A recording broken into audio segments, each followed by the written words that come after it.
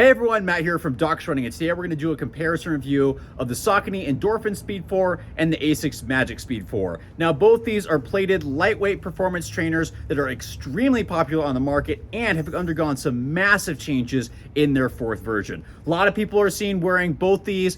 Some people might still be interested in them. This video is meant to help you, if you are interested in these, to figure out which one might work better for you. Let's start off with specs first. So men's size 9 over here in the Endorphin Speed 4 is coming in at 8.2 ounces for men's size 9 and 7.2 ounces for women's size 8. Over in the Magic Speed 4, it's coming in at 8.5 ounces for men's size 9 and 7.3 ounces for women's size 8. Stack height wise, it is 36 millimeters in the heel, 28 in the forefoot for an 8 millimeter drop over in the Endorphin Speed 4. And the Magic Speed 4 got a lot of stack height where it's now 43.5, 35.5 in the heel and the forefoot for an 8 millimeter drop, but still quite a bit higher than previous versions. Both of them still have similar functions as shoes that can handle some daily training, but that's kind of where they start to diverge. So let's talk about the soles first. So one of them has Power Run PB, the Endorphin Speed 4. The Magic Speed 4 has a combination of Flight Foam Blast Plus and Flight Foam Turbo. There's more Flight Foam Blast Plus, which I messed up in the review earlier,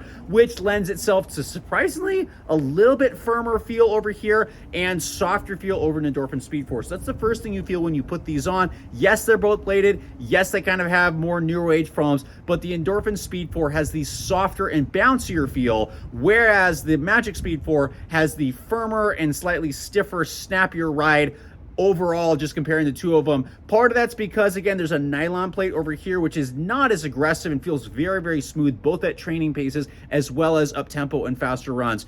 The carbon plate over in the Magic Speed 4 is definitely noticeable the second you put it on. It has broken in nicely, but it does give a far snappier ride, and that's also included in the fact that the rocker is much more aggressive and much more steep in the Magic Speed 4, where it's much more gradual over in the Speed 4, which is kind of what it lends itself to, where I found the Magic Speed 4 to work a lot better for kind of short to moderate distance runs and definitely faster efforts. Workouts has been excellent in this shoe, but it has struggled for me during long runs, partly because it is firmer and also for how tall it is, and just because of the medial bias that I have felt. And there's some small sidewalls. I really don't notice them that much in this shoe. It's just a little bit more medial, not unstable, just that midfoot kind of, I feel myself going a little bit more medial.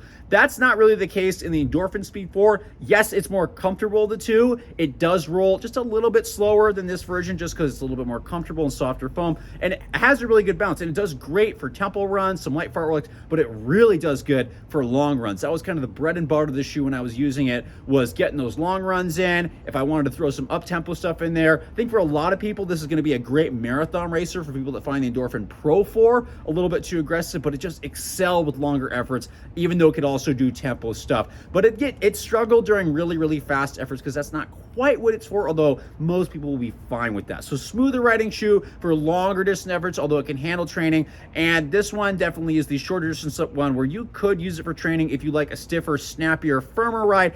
I personally prefer the Endorphin Speed 4 for that very reason. Both of them actually have excellent durability. I got 100 miles on this one. I have not, this is a new pair of this because I ran through the other one. The Magic Speed 4 has 40 miles on my pair and there's nowhere on the outsole. So durability is actually excellent on both these shoes, and they've broken in really, really nicely. That stiffness I mentioned has gotten a little bit better, but it hasn't lost the snappiness that I really like for those shorter, faster workouts. It's been really good. In terms of stability, I kind of mentioned this. The Endorphin Speed 4 is the more stable of the two of them just because it's got really nice sidewalls and the nylon plate does expand in the midfoot.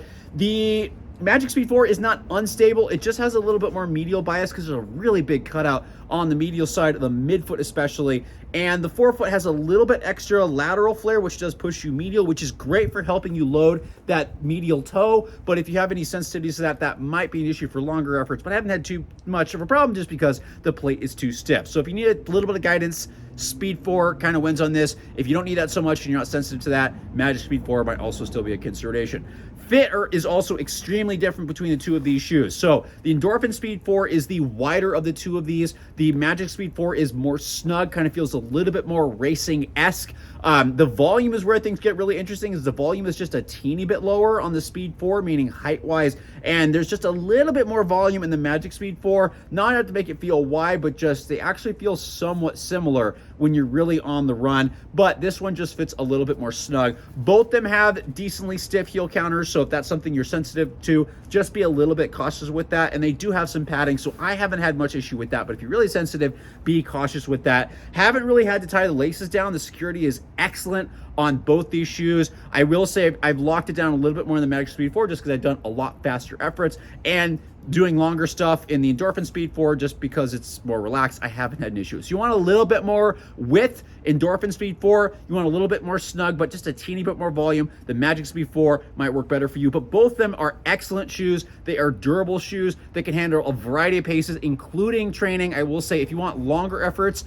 I personally would prefer the Endorphin Speed 4. If you want shorter efforts and maybe a little bit more of that kind of 10K half marathon racing, this one might be better, whereas this one might be better for marathon type training. Both, like I said, excellent. Really curious to know if this helped you or not. Let me know in the comments below if you agree or disagree with me, because as always, we're trying to learn, but I, at the end of the day, hope that some of this content helps.